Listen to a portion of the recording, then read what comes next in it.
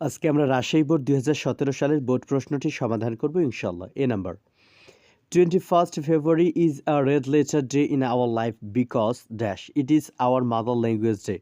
21শে ফেব্রুয়ারি আমাদের জীবনের একটি স্মরণীয় দিন, কারণ 1952 সালের এই দিনে শিক্ষার্থীরা বাংলাকে রাষ্ট্রভাষা করার জন্য প্রাণ দিয়েছিল। এটি আমাদের মাতৃভাষা দিবস। তাহলে এ নাম্বার সঠিক উত্তর হবে on this day in 1952 some students laid down their lives to establish Bangla as the state language. because এর পরবর্তী কারণ উল্লেখমূলক একটি বাক্য বসানো হয়েছে। B number once there was a farmer who had their three sons.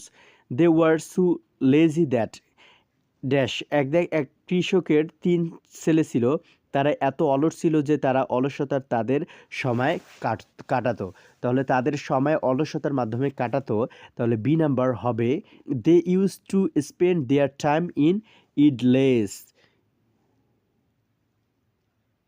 কারণ যেহেতু তারা খুব অলস ছিল সেই জন্য ইউজ টু দিয়ে অতীত অভ্যাস উল্লেখ করা হয়েছে।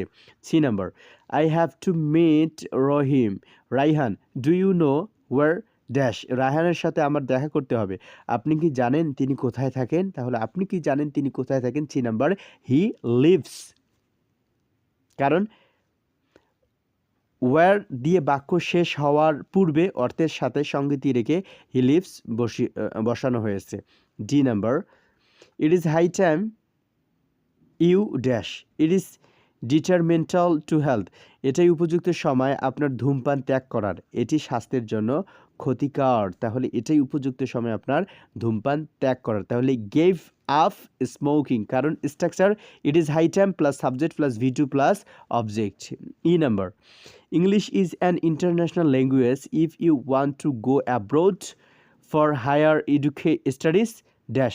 ইংরেজি একটি আন্তর্জাতিক ভাষা, আপনি যদি উচ্চতর পড়াশোনার জন্য বিদেশ যেতে চান তবে আপনার অবশ্যই এই ভাষায় একটি ভালো দখল থাকতে হবে। তাহলে ভালো দখল থাকতে হবে যদি আপনি বিদেশে যেতে চান, তাহলে you must have a good command of this language. কারণ স্ট্রাকচার ই plus present indefinite plus future indefinite must have থাকা অর্থে ফিউচার টেন্স এ ব্যবহার হয়। তাহলে F number the bee is one of the busiest insects it flies from flower to dash. মৌমাছি ব্যস্ততম পোকামাকড়গুলোর মধ্যে একটি, এটি ফুল থেকে মধু সংগ্রহ করার জন্য ফুলে ফুলে উড়ে বেড়ায়। তাহলে F number flower to collect honey, কারণ অর্থ অনুযায়ী ফ্লাওয়ার টু কালেক্ট হানি বসেছে। G number my friend live in New Zealand it is many years since dash. আমার বন্ধু নিউজিল্যান্ডে থাকতো, তার সাথে আমার শেষ দেখা হওয়ার অনেক বছর হয়ে গেছে। তাহলে জি নাম্বার হবে আই মেট হিম লাস্ট, কারণ structure present indefinite plus since plus first indefinite. সিন্সের পরে অলওয়েজ পরবর্তী বাক্যটি পাস্ট টেন্সে হয়ে থাকে। H number we must grow the habit of getting up early in the morning we get up. আমাদের অবশ্যই খুব সকালে ওঠার অভ্যাস করতে হবে। যত তাড়াতাড়ি আমরা উঠি ততই আমরা ভালো অনুভব করি। তাহলে আমরা ভালো অনুভব করি দ্য বেটার উই ফিল, কারণ ততই অর্থ দিলে এই সূত্র অনুযায়ী বাক্য গঠন করতে হয় the plus comparative plus dash the plus comparative.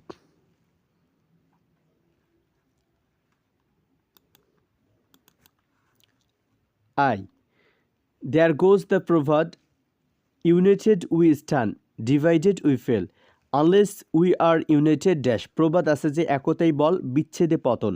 আমরা ঐক্যবদ্ধ না হলে জীবনে উন্নতি করতে পারবো না। তাহলে এখানে সঠিক উত্তর হবে we can not prosper in life.